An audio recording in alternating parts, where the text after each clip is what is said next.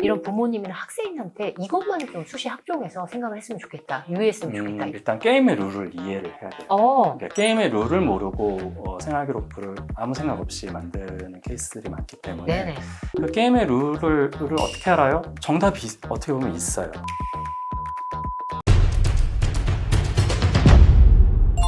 대기자 TV. 이제 곧 여름방학이죠. 여름방학에는 고등학교 1학년 학생이라면 어떤 활동을 그동안 했는지, 어떤 탐구를 했는지 생기부를 한번 점검하고 돌아볼 시간입니다. 이런 고민을 하는 고등학생과 학부모님들을 위해서 오늘 유용한 입시 정보 나눠드리는 시간 마련해 보도록 하겠습니다. 오랜 기간 동안 입시 현장에서 학생과 학부모님들의 어떤 고민들을 많이 듣고 또 관련된 부분들을 조언을 해주면서 활동을 해왔던 김창선이라고 합니다. 대표님 사회학을 전공하셨죠? 네, 맞습니다. 연대에서 네. 사회학을 전공하셨는데 그간 다양하게 입시 현장에서 이력을 쌓으신 걸로 알고 있거든요. 네. 그간 행보 좀 소개 부탁드릴게요. 제가 입시 관련된 부분의 일을 전문적으로 시작한 거는 2014년, 15년부터였고요. 네. 그때 이제 학생부 종합 전형이 어떻게 보면 일반적인 대세 전형이 되면서 관련된 부분들을 학생들이 가르치기 시작했습니다. 그래서 뭐 그간 만났던 학생들을 따져보면 한 2,000명에서 3,000명 정도는 만났을 것 같고요. 이제 그때 관련돼서 느꼈던 여러 가지 것들을 담아서 이제 저희가 지금 개발한 인공지능 생활기록부 분석 서비스를 이제 운영을 하고 있는 것이죠. 네. 입시 현장에서 제가 알기로는 답답함을 많이 느끼신 걸로 네. 알고 있거든요. 그래서 이걸 좀 타개해보고자 네. 많이 고민하신 걸로 알고 있습니다. 입시는 너무 어렵죠. 사실 교육 문제는 항상 한국에서는 굉장히 풀기 어려웠던 문제인 것 같아요. 네. 근데 이게 입시나 교육의 문제가 지금만 어려운가? 이런 반문들이 좀 있습니다. 지금 아마 고등학교 학부모님들 같은 경우에는 아마 70년대생 되게 많으실 것 같아요. 예, 거의 예. 대체로 맞아요. 70년대생 고등학생은, 많을 예. 텐데 70년대에 태어났던 분들이 고등학교를 다닐 때 지금보다 훨씬 쉬웠나? 생각하면 저는 그렇지 않았다고 생각들거든요. 이제 과거에 그 90년대에 학교를 다녔던 학부모님들은 아마 다 기억하실 것 같은데 사당 오락이란 말이 있었습니다. 맞아요. 들어보신 적 있죠? 예. 그렇죠? 4시간 자면 붙고 5시간 자면 떨어진다. 저희 학교 같은 경우 7시 15분까지 학교에 등교를 했거든요. 그래서 이제 1분 지각하면 선생님한테 한 대씩 맞았는데 맞고. 나중에 이제 6시에 수업이 끝나면 10시까지 자율학습을 했습니다. 시간으로 따지면 24시간 중에 9시간 빼고는 학교에 다 있었으니까 어마어마했죠. 15시간 동안 있었어요. 시지옥이라는 것은 사실은 그때도 있었던 문제입니다. 오래된 얘기다. 네네. 구독자분들 놀라실 거예요. 근데 왜 네. 이렇게 어렵지? 그러니까 이러실 것 정말 같아요. 예. 이것도 제가 이제 예를 들면 계속 생각해왔던 문제 중에 하나입니다.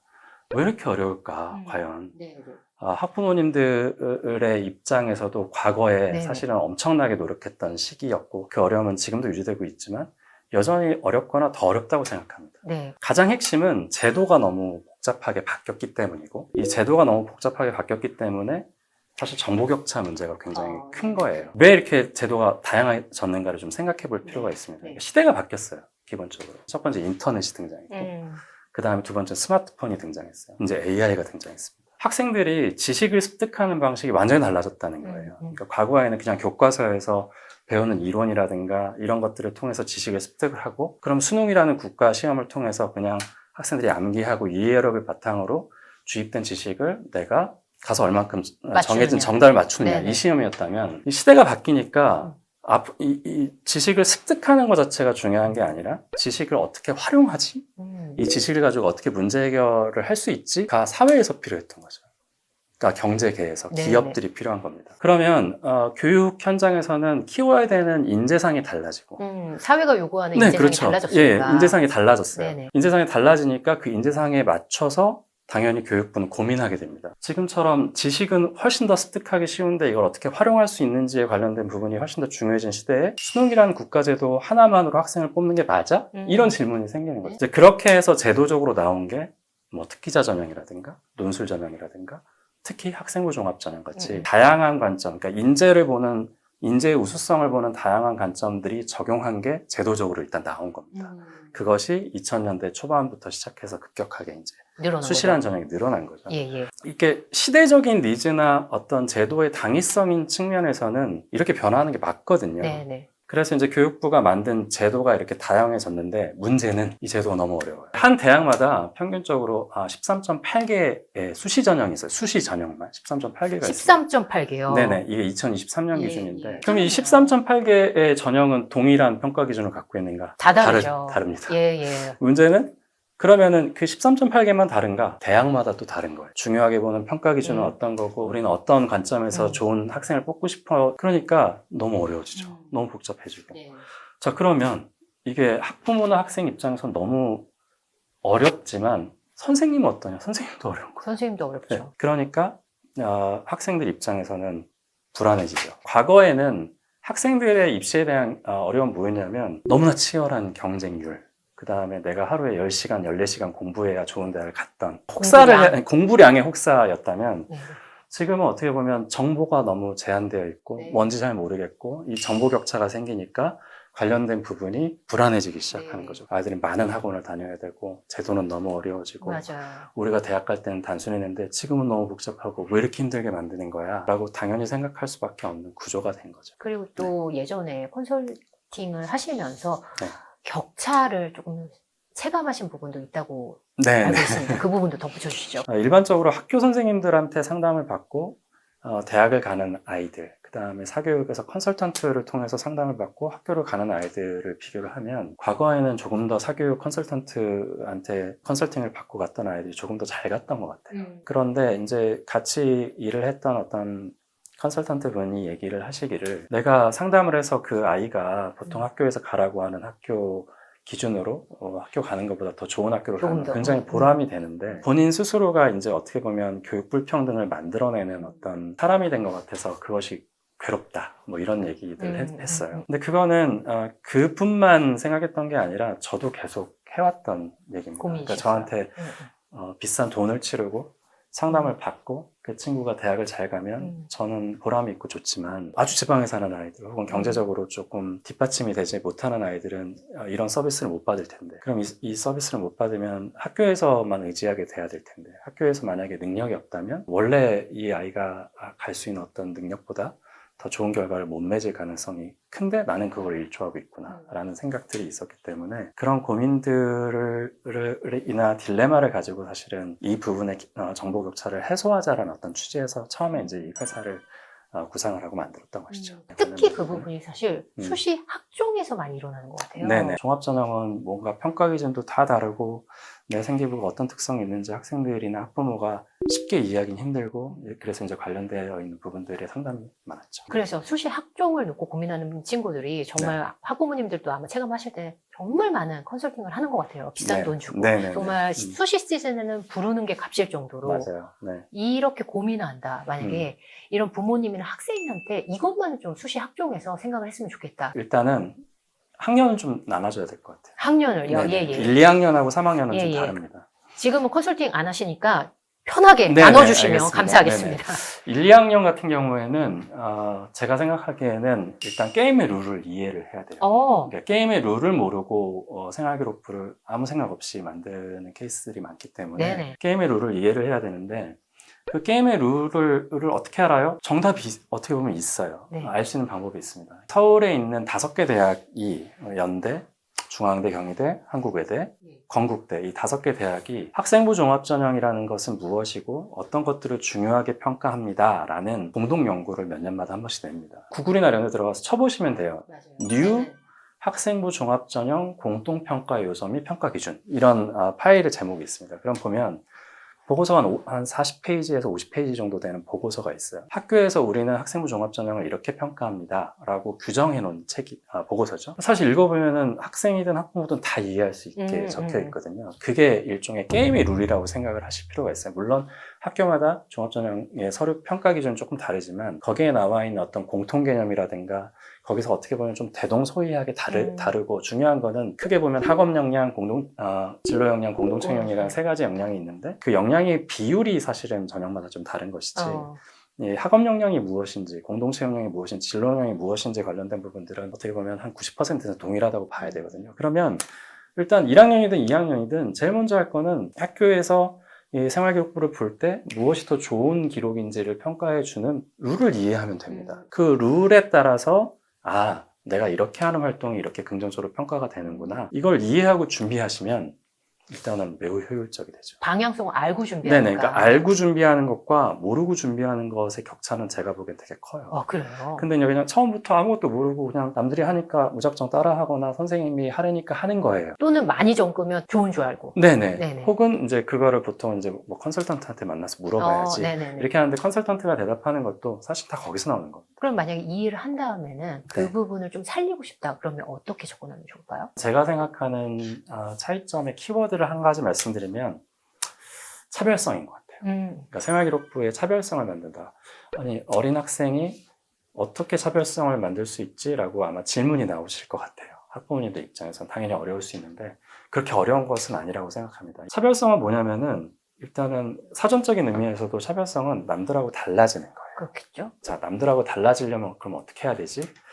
거의 대부분의 학생들은 이제 생활기록부를 작성을 할 때 이렇게 합니다. 그때그때마다 학교에서 시키거나 숙제가 나오면 그때그때 주제를 생각을 하고 그때그때 만드는 거예요. 네네. 내용을. 이제 네. 그거를 이제 파편화된 생기부라고 저는 표현합니다. 음. 그러니까 생활기록부를 여러 군데를 보면은 여기저기서 하는 어떤 내용들이 다 산발되어 있는 거죠. 네네. 이제 어떻게 보면 양만 있고 이 아이에 대한 어떤 개성이나 스토리는 없는 거예요. 예를 들어 인기 있는 간호학과 기준으로 한번 생각을 해볼게요. 이 학교생활기록부를 봤을 때 저는 간호학과를 가고 싶어요 라고 표현되어 있는 학교생활기록부가 있다고 가정해 네. 봅시다. 근데 어떤 아이는 저는 아이들을 대상으로 아이들을 고치는 아동 병동에서 아이들을 돌보면서 아이들을 케어하고 싶은 간호사가 되고 싶어요 라고 얘기하는 어린이를 네, 그런 생활기록부가 있었다고 가정해 보자고요. 일단 여기선 차별성이 생기는 거죠.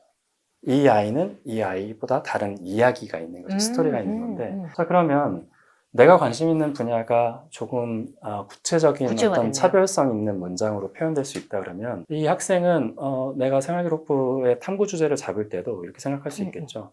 내가 사회 과목을 들어도 뭐 일종의 어떤 아동학 관련되어 있는 부분, 아동 복지 시스템에 대해서 공부할 수도 있고 아동이 주로 걸리는 질환에 대해서 공부할 수도 있는 거죠.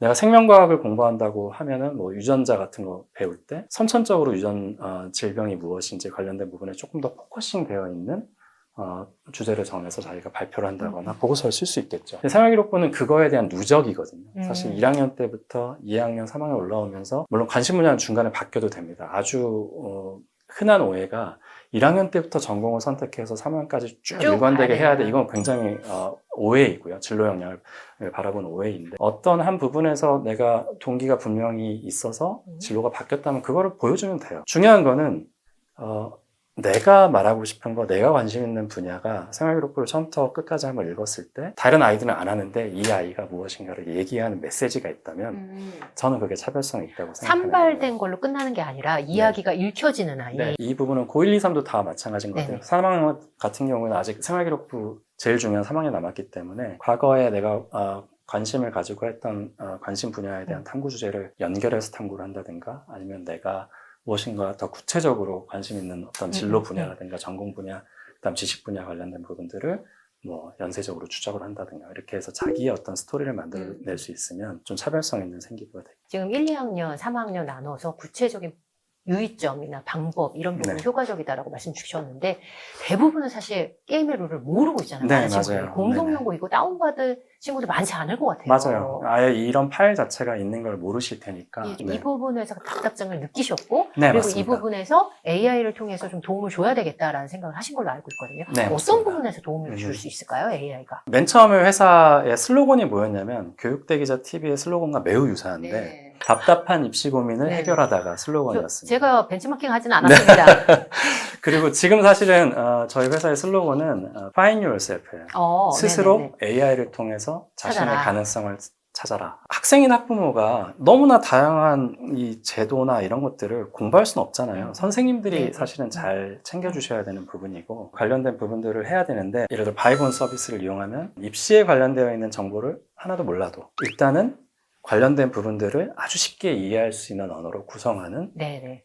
정보를 제공해주자 네. 이거였어요. 네. 교육 정보의 격차, 현실 격차를 저는 굉장히 많이 깨달았기 때문에 사실 교육대기자 TV를 네네, 만든 맞습니다. 건데 네. 바이브온도 그런 부분에서 제가 보니까 일맥상통하는 부분이 있더라고요. 처음에 방향성에서. 어떤 회사의 출발 지향점이 그런 것이었죠. 네, 그래서 구독자님들은 아마 아시겠지만 저희가 협업을 잘 진행하지 않습니다. 네네. 그럼에도 불구하고 바이브원 서비스는 네. 알려드리면 좋겠다라는 생각이 들어서 네네네, 그 감사합니다. 부분에서 AI를 도입해서 어떻게 네. 학생들이 지금 지역에 있는 친구들, 음. 특히 일반고에서 힘들어하는 친구들, 네. 정말 이제 수시를 써야 되는데 어떻게 접근해야 될지, 생기부를 어떻게 봐야 될지 모르는 친구들한테 네. 알려주면 좋겠다라는 생각이 들더라고요. 네네네. 일단 이제 바이브온 서비스는 크게 보면은 선생님들이 쓰는 서비스가 있고요. 네네. 이제 저희가 작년에 선생님 서비스도 만들어서 1년 정도 되는 기간 동안 한 140개 정도 되는 학교에 보급을 했는데, 학교에 선생님들이 쓰시는 도구가 있고 그냥 학생이나 학부모가 쓰는 기본적인 서비스가 있죠. 그러면 네네.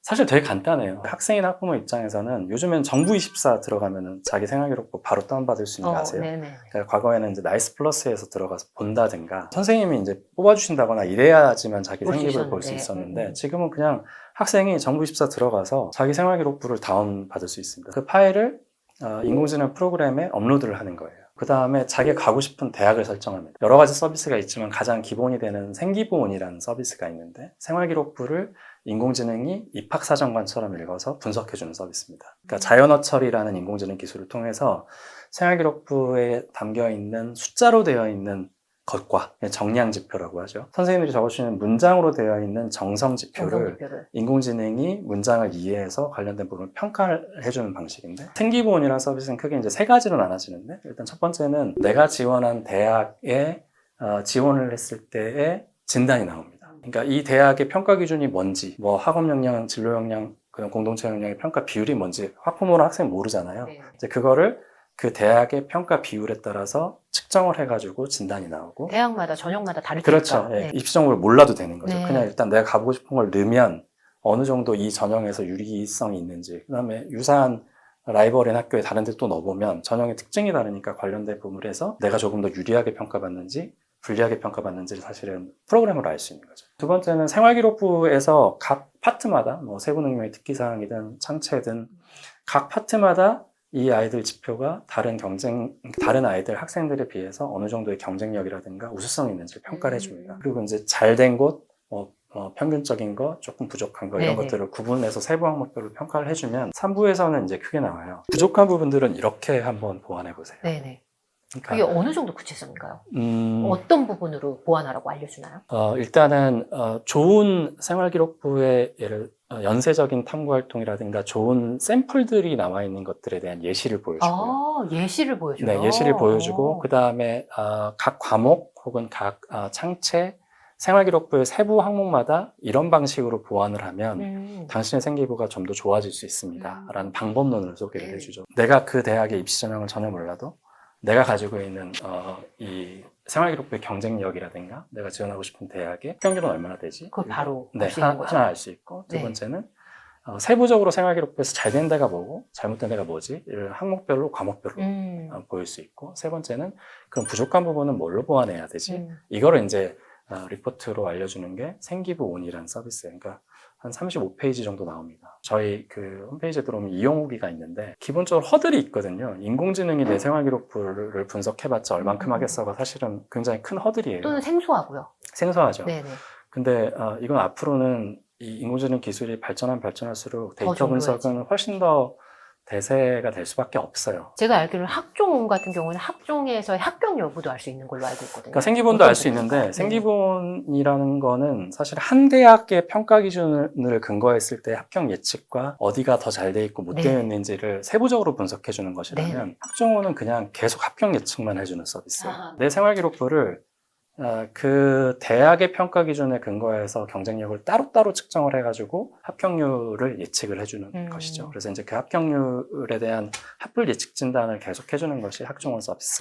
이것도 마찬가지로 계속 시간이 지날수록 더 정교해질 거고요. 그렇죠. 어느 정도의 정교성으로 보세요, 지금? 일단은 저희가 매년 합불 데이터 분석을 합니다. 시즌이 끝나면은 실제로 저희 바이번을 썼던 학생들 대상으로 합불 데이터 분석도 하고, 또 학교에서도 받고요. 이제 학교 같은 경우는 굉장히 많이 들어가고 있고, 올해 같은 경우는 많이 받게 될 것 같은데, 그럼 데이터 분석을 해서 이게 기본적으로 이 합격 예측이라는 거는 구간마다의 확률로 예측하거든요. 네. 그러니까 저희가 안정, 적정, 소신, 도전, 위험 이렇게 5단계로 예. 구분을 해서 위험 보통 받는 친구들은 깜짝 놀라겠는데요. 네, 깜짝 놀라긴 합니다. 저희가 진단하는 거는 최종 합격 기준이 아니고요. 네. 서류 합격 기준이에요. 저희가 이제 2024학년도 기준으로 나왔던 합불 예측의 진단 정확도는 91.1%.